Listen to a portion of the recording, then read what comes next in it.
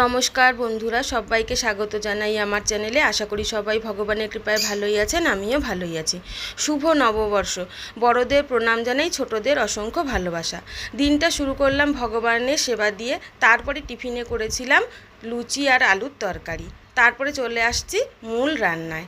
আজকে আশালা মাছ রান্না করতে হয়, তাই জন্য মাছটাকে এবার কিন্তু বাজার থেকে কেটে আনা হয়নি, বাড়িতেই নিয়ে আসতে হবে এবং বাড়িতেই কেটে রান্না করতে হবে। মোটামুটি এত বড় মাছ তো বাড়িতে সচরাচর কাটা হয় না, সেই জন্য একটু অসুবিধা হলেও যাই হোক, তাও আমি কেটে নিয়েছি।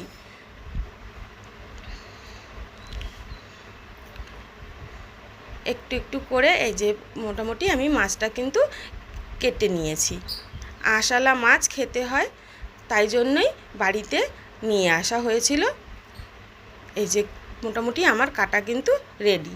এবার প্রথমে রান্নায় আমি করে নিচ্ছি চাটনি।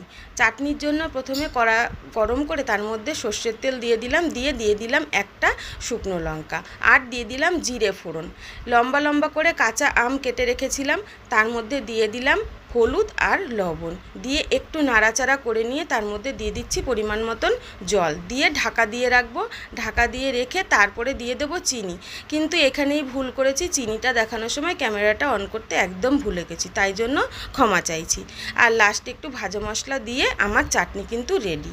এবার করব মাছের ঝোল। যে মাছটাকে আমি কেটে রেখেছিলাম সেই মাছটা কড়াতে তেল গরম করে এবার দিয়ে দিলাম নুন হলুদ মাখানো মাছগুলো। সব মাছ রান্না করব না, অল্প কটার আজকে রান্না করছি। যাই হোক, মাছগুলোকে খুব লাল লাল করেও ভাজবো না, হালকা একটু ভেজে এবার তুলে নেব।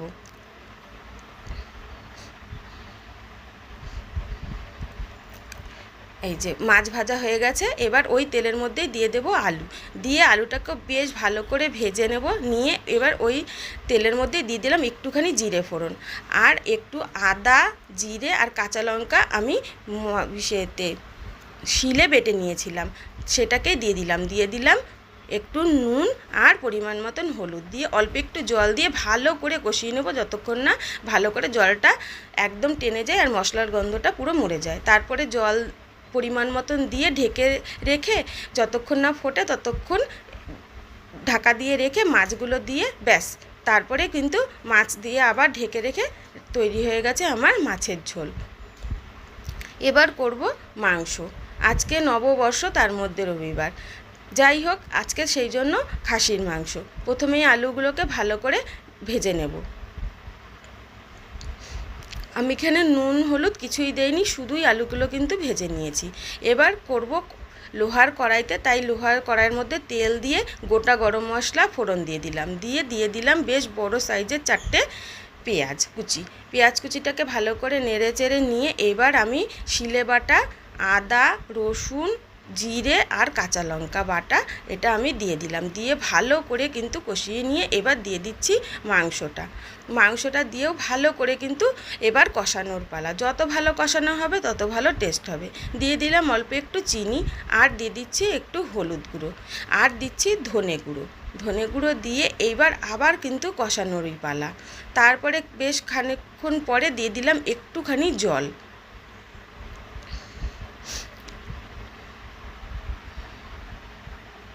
এবার দিয়ে দিচ্ছি গ্রেট করে রাখা একটা টমেটো, 1 চামচ লঙ্কার গুঁড়ো আর 1 চামচ কাশ্মীরি লঙ্কার গুঁড়ো দিয়ে এবার যতক্ষণ না ভালো মতন করে তেল ছাড়ছে ততক্ষণ কষিয়ে নেব।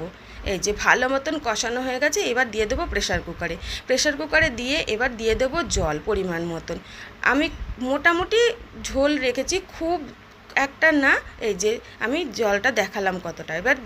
এবার 4টে সিটি মতন আমি দিয়ে যতক্ষণ না স্টিম বেরোচ্ছে ততক্ষণ আমি রেখে দিয়ে এবার দিয়ে দেবো ভেজে রাখা আলুটা, আর দিয়ে দেবো 2টো রসুন, কয়েকটা কাঁচা লঙ্কা আর পরিমাণ মতন লবণ দিয়ে আবার আমি একটা সিটি দেব একদম লো আছে, একদম কিন্তু আঁচটাকে আমি কমিয়ে রেখেছিলাম। তার দিয়ে একটা মাত্র সিটি দেবো, তাতে কিন্তু খুব সুন্দর আলু রসুন খুব ভালো সেদ্ধ হয়ে যাবে। এভাবে আমার কিন্তু এই যে হয়েও গেছে। এবার যতক্ষণ না স্টিমটা বেরিয়ে গেছে ততক্ষণ আমি এভাবে রেখে দিয়েছিলাম।